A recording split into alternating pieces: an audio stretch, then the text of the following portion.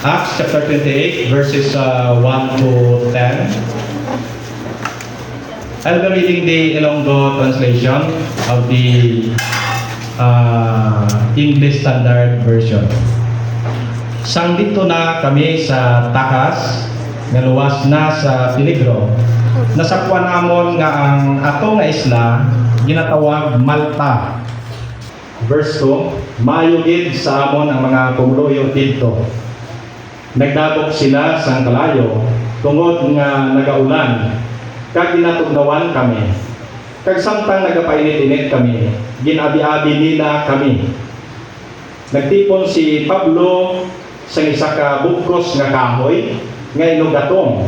Pero pagbutang niya sang kahoy sa kalayo, nagwa dayon ang dalitan nga manog sa sadto nga gatong tungod sa init sang kalayo. Kagin kagat ang iyang kamot. Pagkakita sa mga pumuluyo dito sang manog nga nagakabit sa kamot ni Pablo, nagsiling sila, sigurado gid nga kriminal ini nga tao, nakaluwas siya sa dagat, pero hindi magtugot ang Dios sang katarungan nga mabuhi pa siya. Pero ginwaslik lang ni Pablo ang manog dito sa kalayo, kag wala man siya maano. Nagapaabot ang mga tao nga magbanog ang kamot ni Pablo, o kung matumba siya, kag mapatay. Pero madugay na ang ilahula, kag wala gid maano si Pablo. Gani nagbaylo ang ilahula-huna, kag nagsiling sila, isa siya ka Dios. Ang ngalan sang Pangulo sa itong lugar, amo si Publius. Ang iya duta malapit biglang sa amon gintakasan. Maayo ang iya pagbaton sa amon, kag sa sulod sang 3 ka adlaw, dito kami sa iya nagdayon. Natabuan man sadto nga ang amay ni Publius nagamasakit. May hilanat siya, kag gina-dysenteria. Gani nagsulod si Pablo sa iya kwarto, kag nagpangamuyo. Dayon gintungtong niya ang iya kamot, sa nagamasakit, kag nag-ayo siya. Tungod sa sadtong hitabo, ang tanan nga nagamasakit dito sa isla, nagakaladto sa amon, kag ginayo man sila. Madamo ang ila ginhatag sa amon nga mga regalo, kag sang magpanakayo na kami. Gindulungan pa nila kami sa amon mga kinahanglanon dito sa sakayan. Dalayawan ang Dios sa iyang pulong. Gamanan nga Dios sa may namon nga lagitnon sa sinigid nga hapon. Nagakalipay kami, nagapasalamat. Sining dako ang kagayunan nga kami makapamalandong sa imong pulong, sa sining pagtulipon para sa pagsimba sa imo, subong man sa pag-ordinar sa among nga utod si Pastor Rolly Salvino. Gabay nga imo pulong maging matutuod namon nga gabay. Kag imo buksan ang among kabubusan, agon nga ang kada tinaga sa sining nga pulong magpamuhi sa among tagipusoon, sa among kabubusan, kag among maaplikar sa daw namon nga pangabuhi, regardless kung ano man ang imo calling sa amon. Ayhan, ordinaryo kami mga miyembro, deacon, elder, pastor, mga empleyado sa gobyerno o kung mga private sectors. Father, ikaw gid lamang ang makasarang sa pag-pakianot sa amon. Ang imo alagad kabos gid, kag kung hindi sa imo bulig, hindi kami makatungkad sa imo buot ipahangop sa amon. Yan pinapangayo namon, O Lord, ang imo gid nga pagtuytoy sa amon pagi sa imo balang nga espiritu. Pathagi kami, busga kami, O Lord, sining espirituhano ng pagkaon, so that we can truly enjoy and value the significance, O Lord, sa siniyang pagtilipon. Kiniamon nga pangamuyo pagi sa Kristo Kristo, sa bulig sa balang nga espiritu. Amen. Sa mga driver day, sa mga nagapanakayon, halos subong driver na malang mo may lisensya sa way drive, no? Ang isa ka disappointing experience. Hinablang nag-iimbes ka sang time, effort, yung panalin ka, mayong wasing-wasing mo sa lakyan, and then only to know ngayon nang ara ka na sa sinang lugar, may sinyalis dito, rerouting. Ano ayan ang mabatyagan mo? Kapin pa kung may time malaw, 3 minutes before sa time mo, may half kilometer ka pa yan at laganon, hambal na yan dito. Medyo mabudlay, no? Ang amo sinaya nga sitwasyon sa aton nga kabuhi. But you do not have other choice but usuyon ang dalanon nga saluyan mo kag sa hindi dapat agyan nimo popon natong tanan. Our ministry journeys often seem to be full of detours. Ang iban tinatawag nga permiro gahara-hara magpastor only to find out nga ang calling niya pagka-pulis gali pagka-maestro. May araman niya grabe yung panganuyo para lang makapasal sa maestro, abogado, sa ulihin nagpastor. Diba? Yet in the midst of these detours, one thing remains unchanging. Ano na siya? Ang plano sa Ginoo. Atong plano, isa, nagkakapaslawan kita, may U-turn pa rin iba, hindi lang kayo detour. Diba? Medyo mabugat pa rin ang U-turn. Balik din siya sa puno may lang kung makabugtua.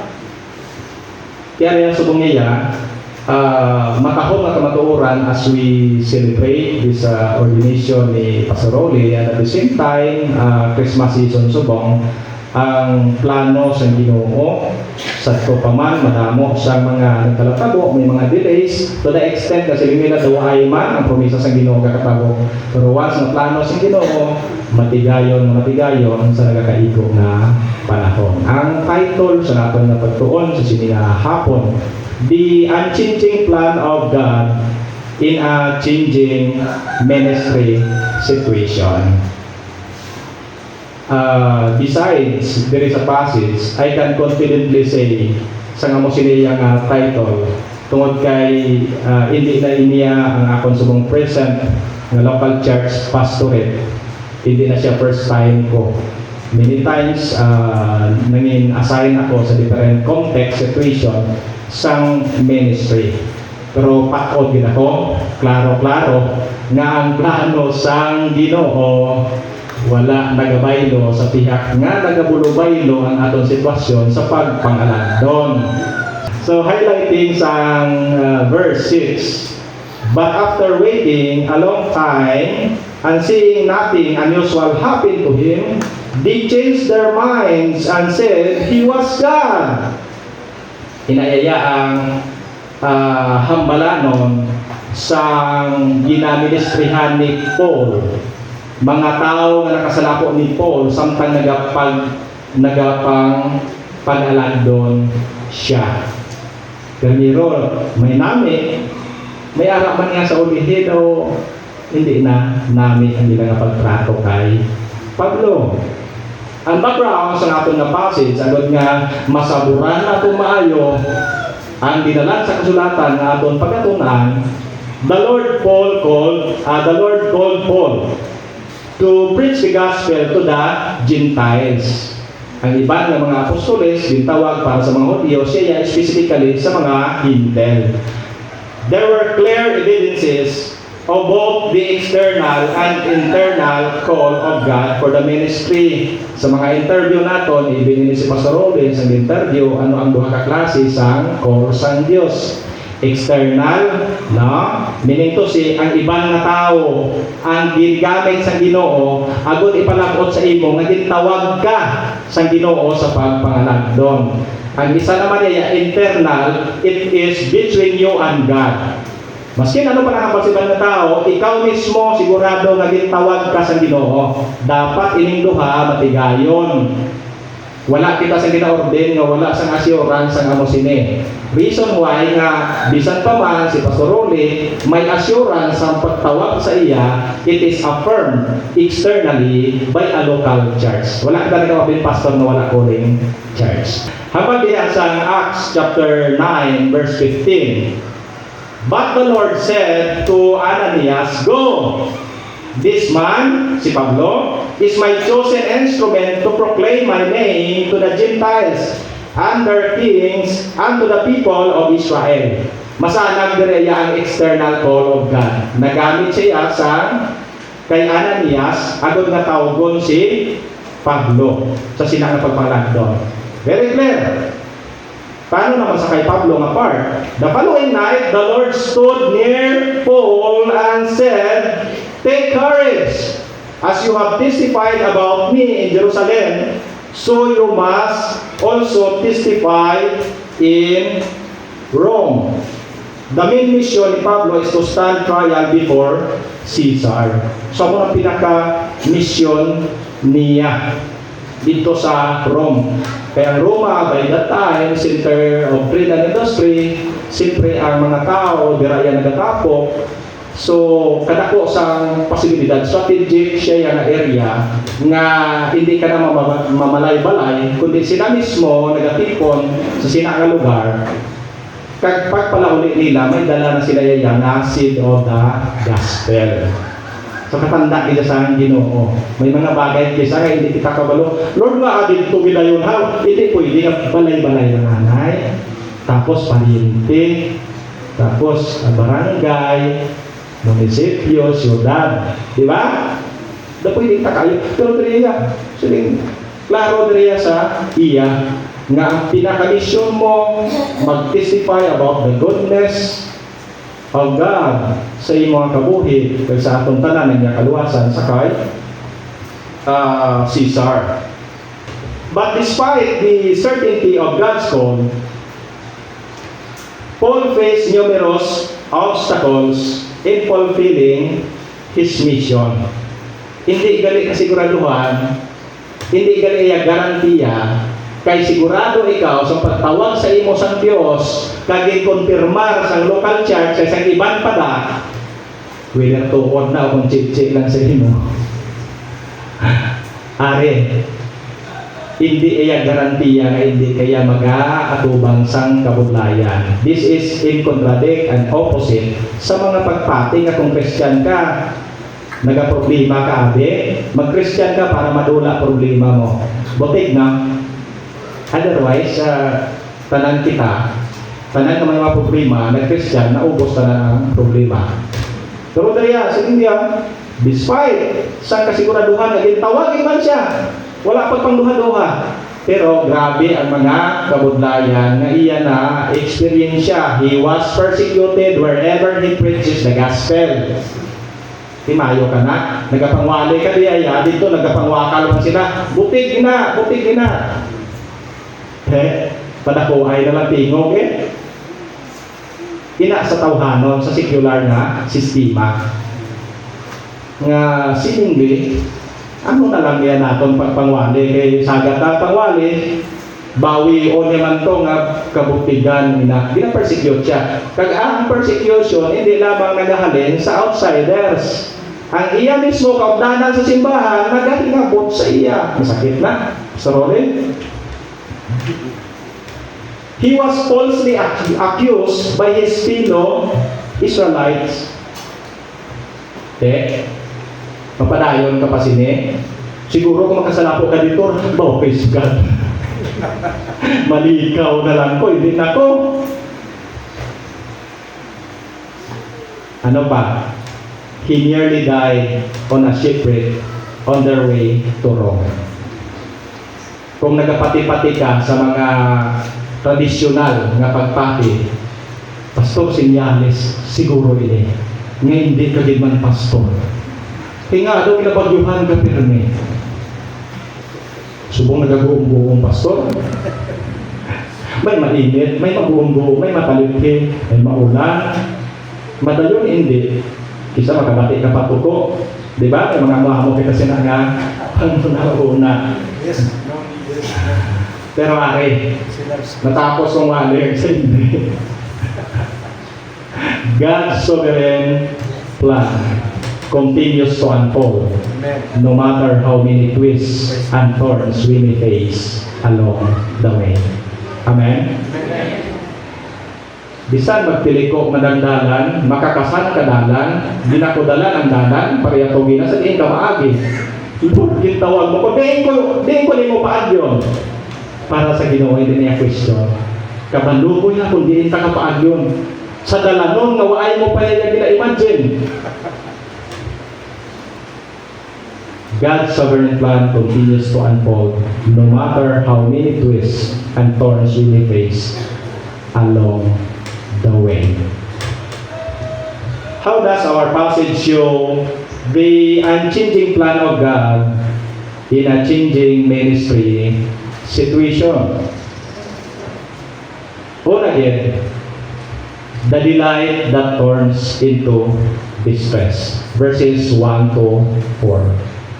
Ang maayo nga pag-abi-abi sa imo, nabayluhan sa kasuko, kabugatan, kahuyanan. Once safely on shore, we found out that the island was called Malta. The islanders showed us unusual kindness. Verse 4, when the islanders saw the snake hanging from his hand, they said to each other, "This man must be a murderer." Kadasig sa tao magigwat, no?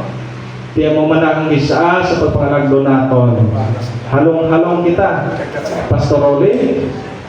As you start sa sining bag-o nga stage, level sa imo yang pagpangalagdo, our journey in the ministry may not always be smooth as it appears. Paul and his companions were welcomed by the people of Malta. Ang giingbutan ko na with unusual kindness. Nga unusual kindness. Kaya ang mga tao dira, noon ina sila ya, popular na sila sa ilang kabangis, hindi sa ilang nakaayo.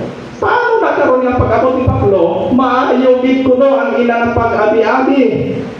Barbaro sila. Luto mo na sila, makaon pa ng tao eh. Barbaro. Pwede nila himuon kung ano ang gusto nila. Pero paano nagkaroon? Diba? Ang providence ng Ginoo nagaupod.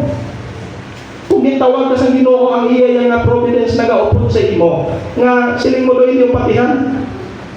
Kung membro mo guro, tinaw hapos, manihapon ka kami sa balay, pastor, hapos patihan. Pero barbaro, ma-welcome sa imo, doon kabudlay, pero nagpagod din. Okay?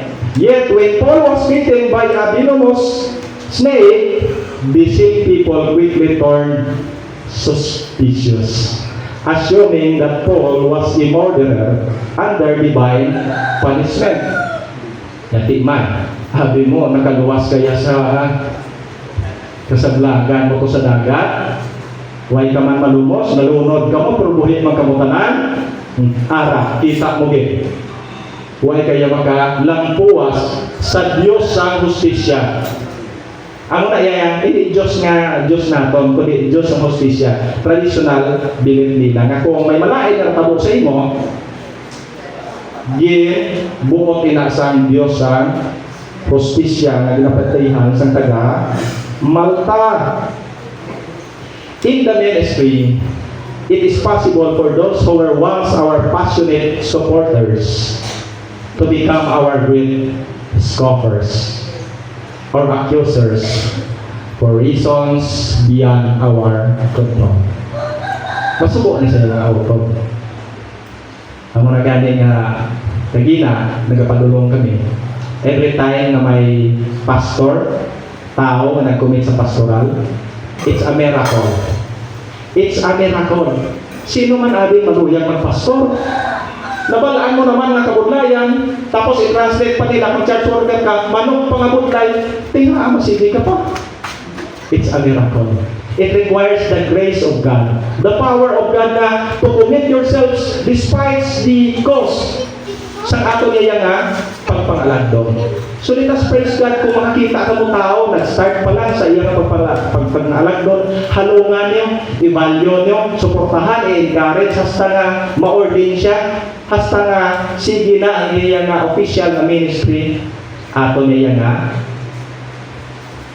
buligan, itig-o, kaya hindi ka basta-basta. Pero ari, Pastor Rory, be careful with this. It is possible for those who were once our passionate supporters to become our great scoffers. Masakit ni siya, kaya nag-invest kaya sa tao. Kag adi mo harmless, maayo ka tama. And then later on, siya na mismo ang pabudlay sa imo. It happens to Paul. It will happen to you. It happens to me. It happens to other pastors.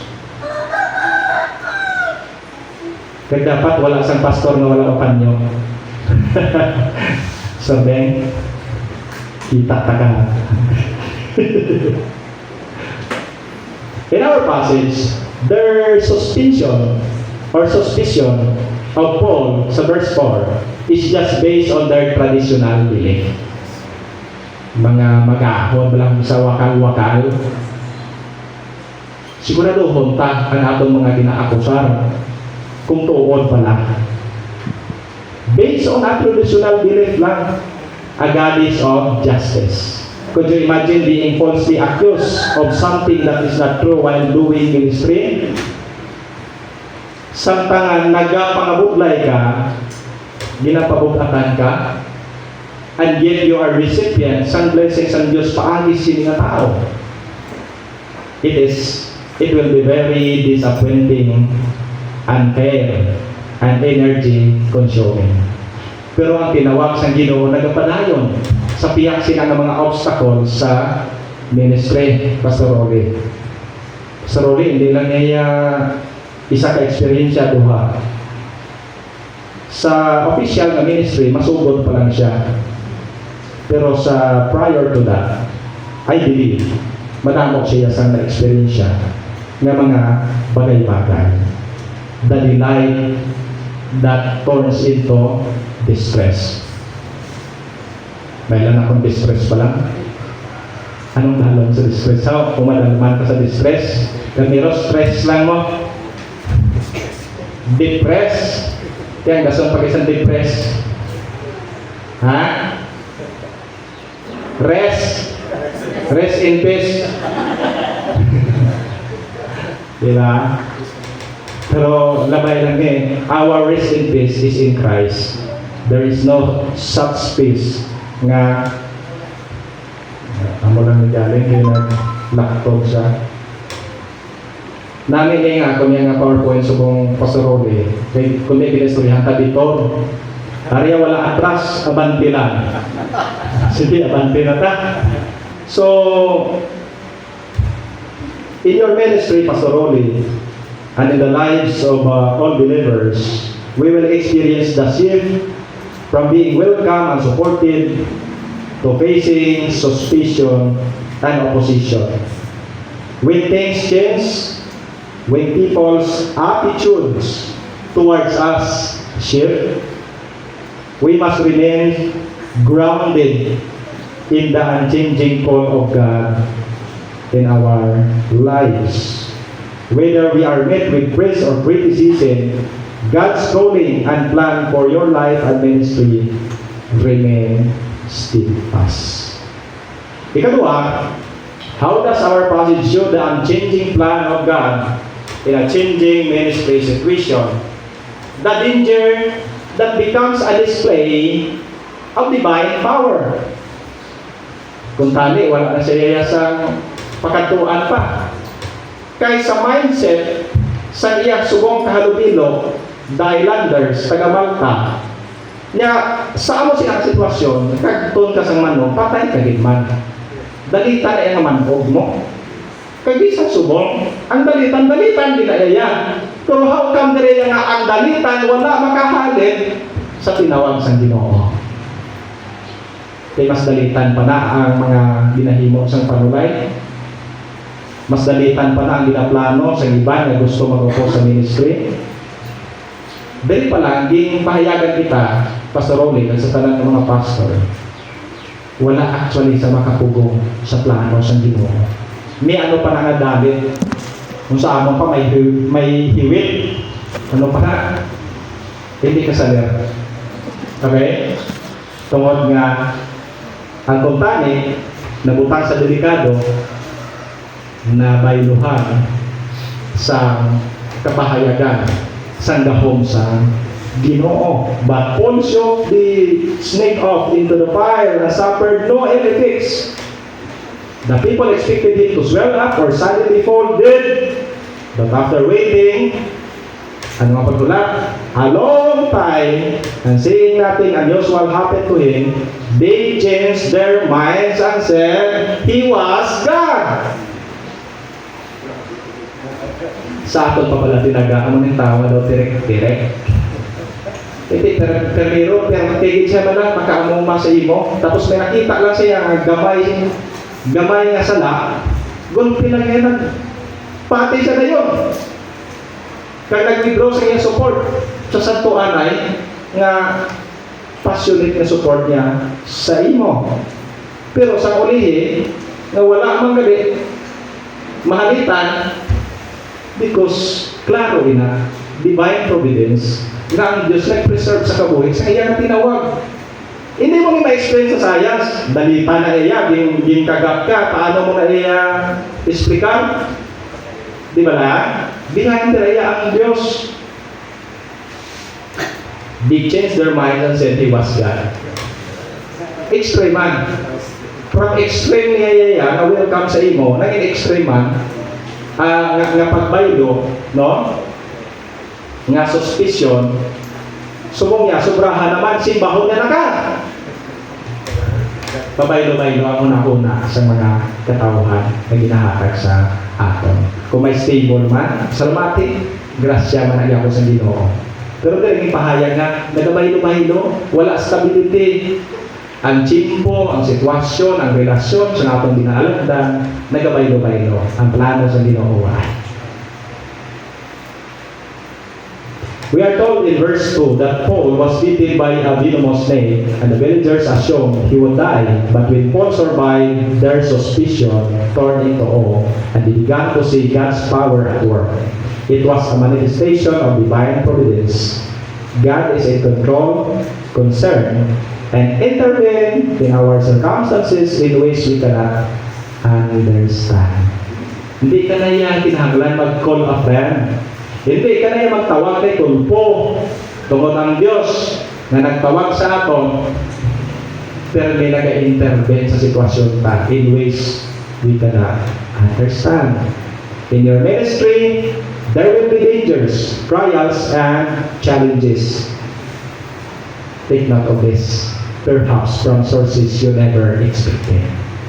Sino ayan na sila? It can be your closest friend. It can be your mentor. It can be your family, whom you love very much. Isama niya, nagkatabo niya siya. Nagamiton mismo sa kontra. Ang pinaka-close sa atong kabuhi, kag tuman kasakit sila, mayo pag ano yan, kung ginaaway ko na perme, hindi ka na mag-expectar na magmaayos sa imo, pero nang tuman kahayo sa imo. Tapos gulpi lang nagkambyo, lain na pagtulog niya sa imo, sakit. However, these are opportunities for God to display His power through you. You won't always understand the why. Hindi ka kahimuwali kung hindi ka lang yung pangangkot, Lord, why? Hindi ka nakatapos wali mo. A very challenge. But you can trust that God is at work, using your life and ministry to reveal His strength and glory. Ako damo kang kuhuay, Pastor, sa akong kabuhi. Basta ulihin, nakapoy naman ko magpamangkot. It's an opportunity. Sometimes sa mga bagay nga impossible sa ato, ginagamit mismo sa Diyos para ipahayag ang iya mismo nga himaya kagahom sa ato. In ways nga siya ang madayaw, hindi kita. Sabi mo daw, dahil mo mukto naman to, tapos nagpanaw-panaw pa. The difficulties you face will be moments for others to see God's power at work in and through you. Di ba ang hambal nila? pero di ka kriminal sini nga tao, huwag sa kalampuas. Pero sa uli, hindi pahaya siya sa Ginoo. Tinawag ko ini. Tinawag ko ini. Look at how Paul responded to the situation. Ini, to be balanced lang ha. Ang protection sa Ginoo, ang iya pag-intervene sa atong mga challenges, ara lang na siya. Pero look at how Paul responded to the situation. Anong hinimo yan? He killed the snakes instead of shutting up the mouth of his accusers. Antindisin natin kung isabi ng pastor, church leaders. Respetuhan niyo ko kay pastor ko, kay elders ko, kay deacons ko. Di ba? Ang hinimo pero ni Pablo, wala niya yung sapat anay ang mga binahambal sa iya. Ginuuna niya ang pinaka-source sa isyo. Anong di nagalit ang vino? Ang tindin nato, mapokus sa vino, tungod kay a split of Satan, patay ka na. Guba na yung reputation. Ang iyong integrity, ginatawag na galing integrity kay bilog. Literal meaning sa integrity is bilog, wholeness. Kaya karong din marites ka, sinsilyo ka na sa panulok nila. Pero sa panulok sa Diyos na nagtawag sa imo, intact ang iyong reputation and integrity. So ang ginimo ni Paul, imbes na sa pakon nito, gintulok yung isyo. No? Di bala ini naghalit ang binong ngayon. Kaya once mapatay ko ang ihalinan sini, wala na niya sa ikasarang. Wala na nipit ko ang binong. So kill the snakes before addressing its binong. This is beyond our control. Once na nakagat ka na, that's beyond our control. Once na ginabutang-butangan ka na sa mga bagay na wala mo mahimo, that's beyond our control. Nabuhian na ng istorya. Alangan mo man isa-isahon ng tao to, pantakot. Kapit pa social media sa bong, budlay, prevent, nabuhian na, pabay, that's beyond our control. Anong himo ni Paul? Honestly settle the issue thrown at you first. Natawa, basi tuon ba na basi tuon ba, di ba? Kasi kita bilang pastor, makasala man mo, makasala man ta, tulong kong tanay ka bali mo, basi tuon ba? Pero kung wala kin man, pabay na, may Diyos kita who is in control. And in His time, ipahayag yalang man na. Nga hindi, wala man ikaw sa nahimo. Pero di halusan man may sa kabalti ang sinupot mga luha. Number 3, how does our passage show the unchanging plan of God in a changing ministry situation? The delay that becomes a divine opportunity. Nakaagi ka delay, Pastor Ole? Gamay lang ang imo delay. I graduated in 2007 sa pastoral ministry. Right after my graduation, nagmasakit ako, and the whole year, hindi ko mabalaan kung mag-ayop ako. That was 2007. So paano na karon? Fresh graduate ka? Paano karon? Kabunlay, no? And then sa uli, higing kaluyan, hamot ko mag-ayop, ano ang ginhalinan, decide sa kabubuton sa Ginoo. Kaya tayo bulong, wala man ipito mo. Pero kabalukan mo, hindi pa to, panugod pa lang itong mga delay pa suruli. Damo pa sang ging agyan. To the extent na sang interview ako, eligibility, tikto ako. Interview ako, ordination, tikto man ako. Kadamo din eh. Saan nakapasal na ako, may protest letter mismo sa akon. Pastor Ole, wala protest sa inyo. Duha ka sulat. Paano na karon? Ay, the delay that becomes a divine opportunity. Baita, why naman namahin mo? Ano mo na yaya kay hindi ka pagpapasaro? Verses 7 to 10, there was an estate nearby that belonged to Publius, a chief official of the island. He welcomed us to his home and showed us generous hospitality for 3 days. Paliwaliwa, i-shipwreck mo, gubahin na yung bisakyan. Okay, sa kanagatan. His father was sick in bed, suffering from fever and dysentery. Anong dysentery? Amoeba. Sakit sa tiyan, dalahilanat. Paul went in to see him, and after prayer, placed his hands on him and held him. Verse 9. When this had happened, the rest of the sick on the island came and were cured. Ano gani ang main na misyon ni Paul? Mag-testify sa kay Caesar. Di ba la? Kaya mo nang tabo-subong. Halin sa pagpangwali, hindi mo siya nga manugbulong. Ready ka na di Pastor Ole? Kung kisa hindi ba balagmot silingon kay pastor ka, makasalapo ka sa mga seemingly unrelated sa imong ministry, hindi ka dapat sa pakon. Kaya ang akong primary responsibility is to double P, to preach and pray. Di ba? Ano na? Yung bandera ni Pablo, mawali, di ba? Sa galing kay Tiara, nakasalapo siya sa mga sitwasyon. It causes delay, yes. Total prejudice malang na. Problema galing. Kaysa nakitaan nila potensyal si Paul na makaayo ka din ba o tanan na lang masakit. Sa balay, tupat balay, tanan nga masakiton on the island came and were cured.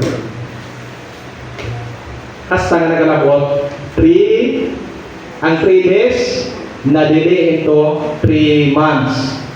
Nangin manogbulong si Pablo. Dahil paano na nakaroon ng donation ni Pablo? The supposed trade is stopover. The supposed trade is stopover become 3 months.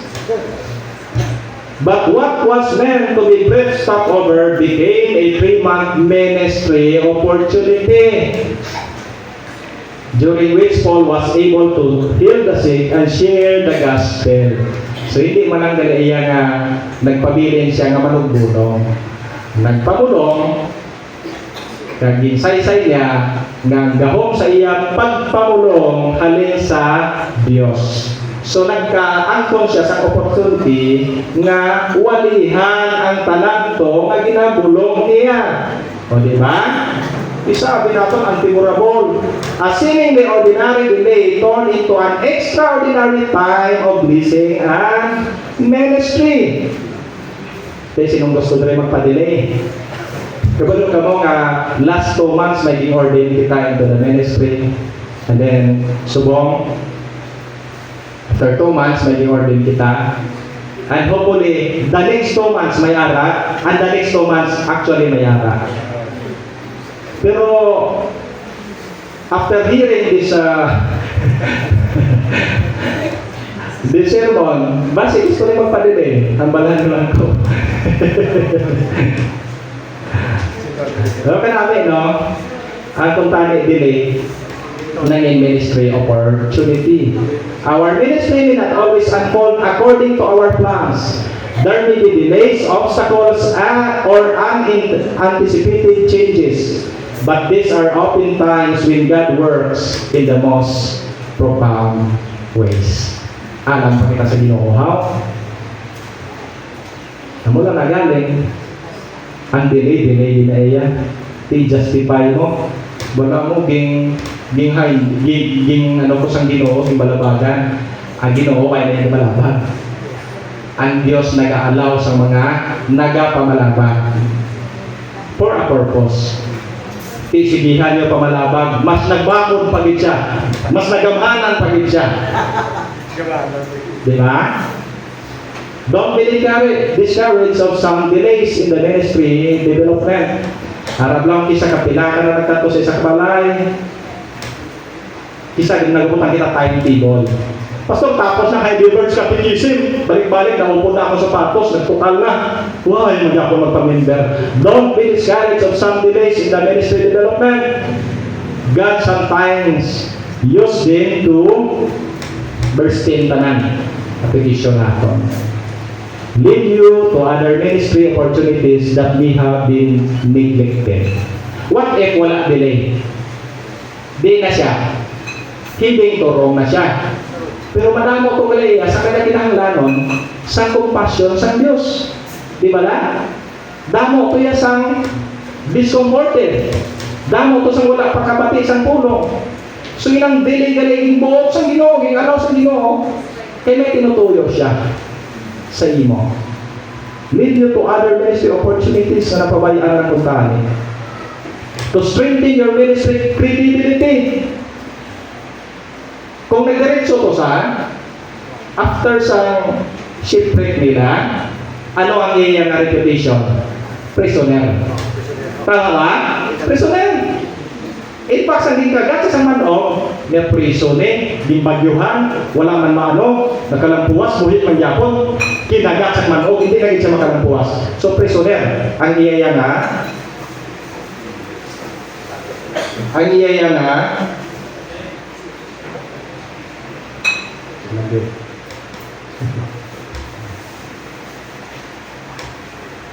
nagdadali ako na ako. May padihog man.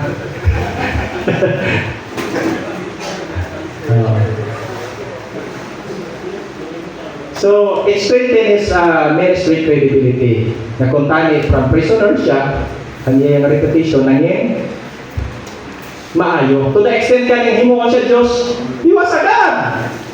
Nasubrahan naman. Basta rin, hindi lang mo pasubrahan, pakyot. Kinanglan ang himaya ibalik permi sa Ginoo. Ano pa gay? Posible gali ay ng mga delay gamiton sang Dios para to mobilize more resources for your ministry. Kundi may delay, nga kung tali 3 days lang, naging 3 months, go after galing sila iya, din na nagkaladto ang iya ng mga balon, tuya sa dagat tanan. Diba? Ginilisan sa Ginoo. Sino nagilis? Church member? Actually, hindi. Nanging member after naging gamit siya mightily sa Diyos. He honored us in many ways. And when we were ready to sail, they furnished us with the supplies we needed. May nadula? May nadula? Sometimes sabi natin, nabuhinan ang aton reputation, ang aton integrity tungod sa mga delays. Tungod kay ang Diyos ang nag-allow sila, disin nga Diyos nag-supply sa aton kinawala. Tama ko na sang after that sa kay Diyos na house, tani mo pagkakatong sila wala. Pero natawag ng verse 10, diin naghalin. Without that, barbaro, mag-amune, of course, being empowered man sila. Being cambio ang ila kabubusan, na-convert sila sa ministry in words and in deeds ni Paul. So, in summary, how does our passage show the unchanging plan of God in a changing ministry situation? So, first, the delight that turns into distress. Halong ka din, pasaroli, because it will surely happen sa aton in one way or another, in many forms. The danger that becomes a display of divine power. Kung tani, tudas na, pero being empowered sa Ginoo, ay nagamisok-misok pa, kan nakaministry pa. The delay that becomes a divine opportunity. So wala kita yung mga kontra. Kung ang Diyos magtawag, padayunon, himuon na ginagaya na plano. May sino pa ang mga pamalata. So anong challenge? As we close sa sining pagtuon, since God's plan did not change in a changing ministry situation, again, we need to devote ourselves to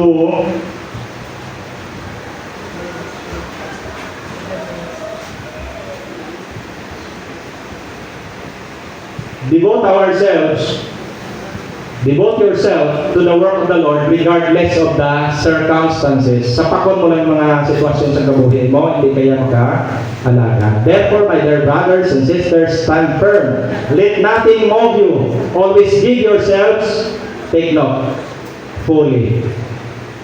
Pastor, ang memorable subong, pwede hagan-hagan lang. Hindi galing pwede. Silindriya fully.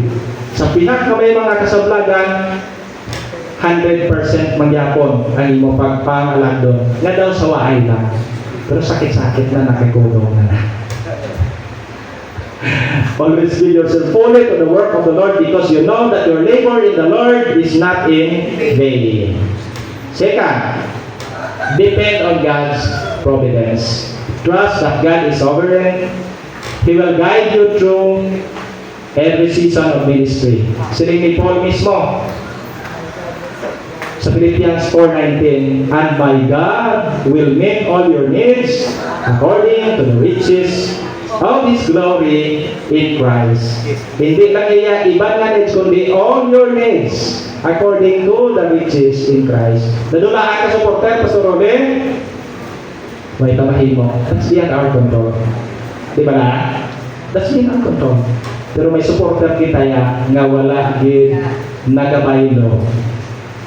Matutong nga Dios na nagpabilin sa ato, bisan pa man ang tanan magbiya, including your very own family and close friends. And last, develop a heart, attitude for opportunities, even what seems like a delay. Na-delay? Well, tamahin mo. Pero, we need to maximize that opportunity para i-develop ang atong attitude. Kung paano kita mag-respond sa mga seemingly seemingly anti-curable, pero it will turn out galing naging develop ang atong character. Agon nga kung mag-abot na ang katumanan, hindi pa introduction pa lang to galing. Sa another naman, nga mo sila mga event, nga padalong, pagudlay, ready ka, magatubang sila. Don't miss out on the divine moments, God's presence, even in the unexpected. Kagari, masakit, dinakot-kot sa magdudyahanay, kaya dari ako maen.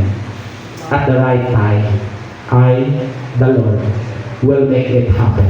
Sino? Ang Diyos. May timetable ka? Ang timetable sang Diyos ang masunod. May nagpamalabag? Wala sa makapamalabag. Tungod kay ang Diyos, Yohanan, ang Diyos na nagtawag sa imo, bising na Diyos, nagaupod sa imo, padayon na nagagahom, nagagapumay sa imo mga kinahanglan. Yohanan nga Diyos, amay naman na ito. Dalayaw ikaw sa mga kabuhi, labi na gid sa among sugong na tun-an nga imong pulong. Lord, matungod gid nga hindi basta-basta pagsunod sa sining official ministry of being ordained pastor and minister of the word and sacraments, Father God. And yet, kabalo kami, nagkapati kami, para sa inyong pulong, nga ikaw din mismo ang Diyos na padayon, na nag-upod sa amon, kaya nag-provide sa amon kinalaman. I pray for your blessings sa kalit sa amon, kaya padayon, hatagan mo kami sa manaligid na retention sa amon na natun ang subong. Ikaw, padayon mo inspire sa nagipusoon sa mga nakabati subong, kaya especially ang members ang Dumangga Special Reformed Church, kung paano nila suportahan si Pastor Roby, sining pagsugod niya sa pag-o nga stage sa iya o Lord na pagpalaan doon. Binalipap na mga tanong sa imo, binapanik namon ang tanang kadayawan. Sa ngalan ni Jesus. Amen.